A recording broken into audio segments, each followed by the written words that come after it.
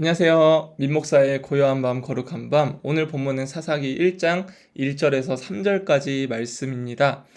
정말 오랜만에 이제 다시금 우리가 말씀에 집중할 때가 되었어요.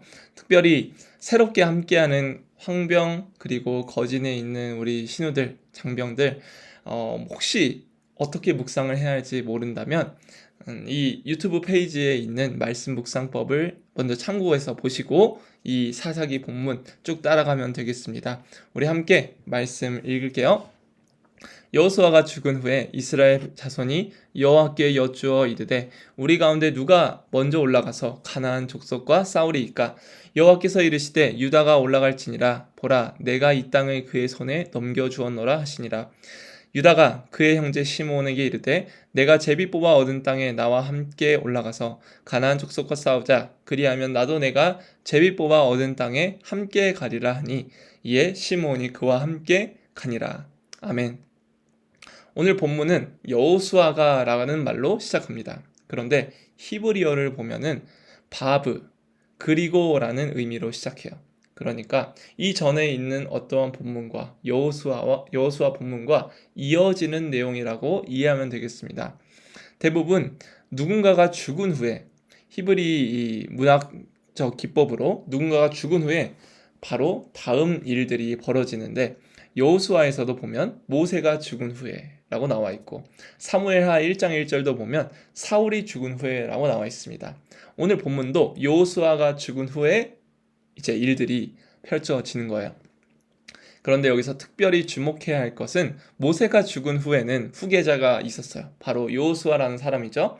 그런데 여호수아가 죽은 후에는 후계자가 없습니다. 그래서 여호와께 물어야 하는 여쭈어 이르되라는 상황이 있는 거예요.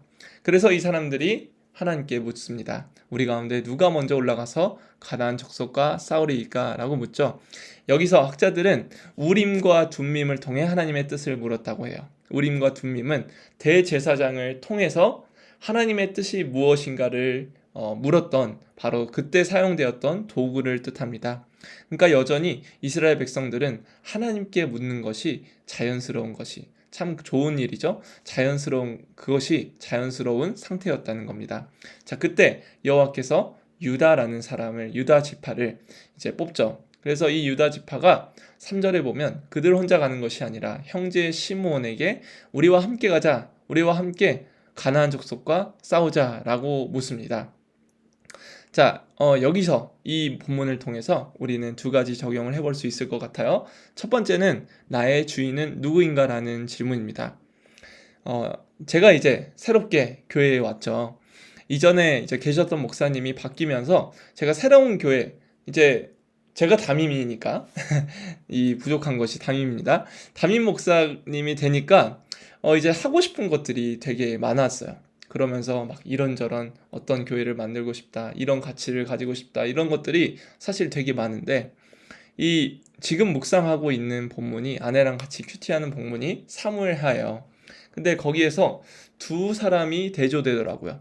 첫 번째는 하나님의 타이밍을 기다리고 있는 다윗이 있었고, 두 번째는 이 사람의 기술과 꾀와 지혜로 또한 자신의 어떤 생각으로 자신의 뜻을 이루려는 아브넬이라는 사람이 있었습니다. 그런데 다윗은 늘 하나님의 뜻을 기다렸고 아브넬은 자신이 하고 싶은 대로 입맛대로 무언가를 행했어요.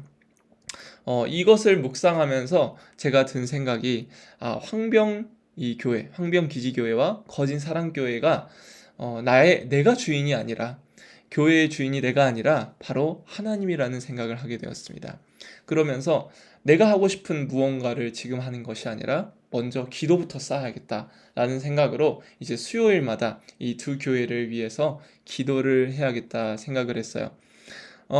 이렇게 나의 주인은 누구인가라는 이 질문은 바로 우리가 어떤 삶을 살아가고 있는지를 보여주죠. 우리는 늘 먼저 뜻을 물어야 합니다. 자, 이렇게 나의 주인이 내가 아니라 하나님임을 알면은 어떤 유익이 있을까요? 만약에 주인이 나라면 내가 모든 것을 책임져야 하지만 주인이 하나님이라면 하나님이 책임지실 거니 우리는 걱정할 필요가 없습니다. 제가 주인과 어떤 책임자, 주인과 직원의 관계, 늘 이것을 얘기할 때 가게 비유를 좀 많이 생각을 해요. 주인이 가게를 걱정하지 직원은 맡겨진 임무만 수행하면 됩니다. 우리도 마찬가지인 것 같아요. 하나님이 내 인생을 이 땅 가운데 보내신 이유는 내가 모든 것을 나에게 모든 것을 책임지라고 맡겨주신 것이 아니라 하나님께서 주신 이 목숨, 그리고 우리의 일상 가운데에 맡겨진 임무에 충실하라고 주셨지, 내가 내 삶을 두고 걱정하라고 주신 것이 아니에요. 그러니 나의 주인이신 하나님께서 나를 책임지실 것이며, 나에게 주어진 지금의 일상, 임무, 해야 할 일들, 그리고 지루해 보이는 우리의 일상은 바로 하나님이 맡겨주신 임무라는 사실로, 이것을 기억하면서 하루하루 열심히 살아가면 되는 것이죠. C.S. 루이스가 스크루테이프의 편지에서 이 악마들이 어떻게 그리스도인들의 마음과 생각을 홀리는지, 그들을 혼란시켜서 공격하는지 이렇게 기술을 해놨습니다. 나는 시간의 주인이라는 인식이 검토의 눈을 피해 조용히 작동하게 하거라. 일반적으로 내가 주인이라는 생각은 어떤 경우에도 부추길 만한 가치가 있지. 내가 주인이라는 생각을 불어넣을 때에는 교만 말고도 혼동을 이용할 수 있다. 즉, 인간들이 소유격의 다양한 의미를 구별하지 못하도록 교육하는 거지. 내 장화로부터 시작해서 내 개, 내 하인, 내 아내, 내 아버지, 내 상관, 내 나라를 거쳐 내 하나님에 이르기까지 섬세하게 달라지는 그 의미의 차이를 보지 못하게 하라는 거야 라고 말하면서 이 후배인 악마에게 조언을 해주고 있는 겁니다. 즉, 악마는 우리에게 다양한 소유격을 붙이는 거예요. 내 시간 내가 컨트롤하고 책임져야 돼. 내 교회 내가 책임져야 돼. 내 가정 내가 반드시 책임져야 돼 라는 말로 우리를 현혹시키고 있다는 겁니다. 그런데 우리는 늘 이 악마가 노리는 틈에서 승리해야 돼요. 나의 주인이 누구입니까? 바로 하나님이라는 사실을 기억해야 한다는 거죠. 바로 여호와께 여쭙는 이스라엘 백성들처럼 우리는 그렇게 하나님께 여쭈어야 해요. 자, 두 번째 적용입니다. 바로 이스라엘 백성들, 특별히 유다가 이제 형제 시므온과 함께 싸우러 올라가자, 가나안 족속과 싸우자라고 말하면서 협력하고 연대했다고 했죠. 이 해석을 두고 누군가는 이 유다 족속에 복속된 시므온이 점점 힘을 잃어가는 거라고 말하기도 하는데, 저는 연합과 협력에 초점을 두고 이해하려고 합니다. 그래서 나는 홀로 서는 사람인가 협력하는 사람인가 질문해 봤으면 좋겠어요. 특별히 우리 교회에 오는 친구들은 홀로 오는 경우가 많죠. 그런데 우리의 신앙은 결코 홀로 서면 안 됩니다. 교회는 공동체고 하나 되는 것을 너무나 중요하게 생각해요. 특별히 이 하나 되는 것은 성령께서 하시는 일이죠. 그래서 이 윌리엄 윌리몬의 부족한 것이 없는 사람에게 왜 복음이 필요한가, 이 책에서 이렇게 말합니다. 존 웨슬리는 외로운 그리스도인 따위는 존재하지 않는다고 말했다. 믿음은 지켜지기 위해 공유되어야 한다. 기독교는 사회적 종교다. 홀로 있을 때 기독교는 왜소해지고 엉망이 된다. 기독교는 다수 속에서 번영한다. 하지만 끈질긴 개인주의의 이기심에 충실한 우리는 기독교 신앙이 마치 자기 개발을 위한 통신교육 과정이나 되는 양 기독교 신앙을 실천하려고 노력해왔다. 즉, 우리의 삶이 홀로 설 수 없다는 것을, 반드시 누군가가 함께 있어야 한다는 것을, 서로 의지해야 한다는 것을 알려주죠. 고린도전서 12장에서도 그렇고 에베소서 4장에서 하나님의 말씀이 우리를 향하여 성령 안에서 우리가 하나 되게 하신 그것을 힘써 지키라고 말해요. 각 사람이 서로 다른 은사를 가지고 있고 서로 다른 직분과 또한 가지고 있는 어떤 능력이 다르지만 우리는 사랑 안에서 하나 되어야 한다고 고린도전서는 말하고 있고, 특별히 에베소서 4장 16절에서는 또 이렇게 말하고 있어요. 그에게서 온 몸이 각 마디를 통하여 도움을 받음으로 연결되고 결합되어 각 지체의 분량대로 역사하여 그 몸을 자라게 하며 사랑 안에서 스스로를 세우느니라.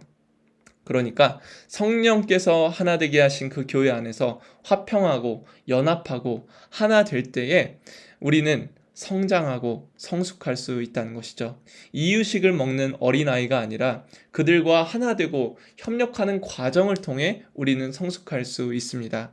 우리 모두는 교회의 일원으로서 한 사람이 뛰어나게 잘하는 것이 중요한 것이 아니라 각 사람이 받은 은사, 하나님께서 은혜로 주신 그 은사대로 몸된 교회를 섬기면서 함께 연합하며 승리할 수 있어야 된다라는 거죠. 그러면서 성숙해야 한다는 겁니다.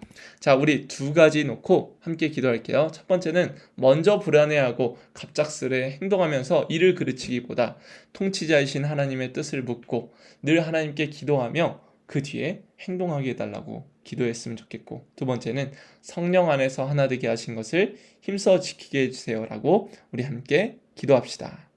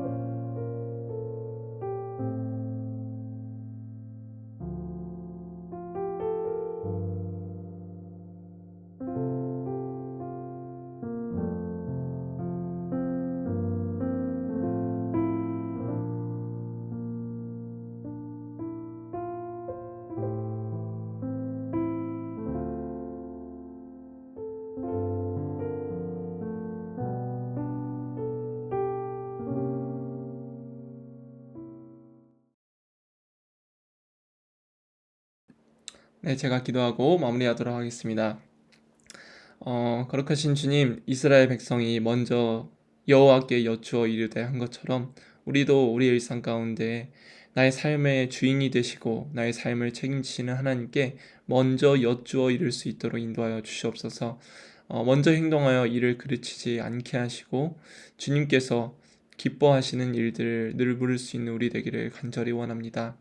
또한 우리가 교회와 공동체 안에 속해 있는데 그 가운데에서 결코 홀로 설 수 있는 그리스도인은 없으니 성령께서 하나 되게 하신 것을 힘써 지키며 우리가 그 안에서 서로 하나 되는 일들이 버겁고 또한 힘들 때도 있고 다툼도 있고 분열이 있을 수 있지만 그것을 목표 삼고 늘 그것을 바라보면서 하나님 성숙한 그리스도인 될 수 있도록 인도하여 주시옵소서. 늘 우리로 하나 되게 하시고 한 교회에 부르신 하나님의 뜻을 집중하며 우리가 승리할 수 있도록 인도하여 주시옵소서. 감사합니다. 예수님의 이름으로 기도합니다. 아멘. 여러분 오늘 또 좋은 밤 보내시고 내일 하루를 오늘 말씀을 통해 선택하고 살아가며 승리할 수 있는 우리 되길 간절히 원합니다. 여러분 수고했어요. 안녕.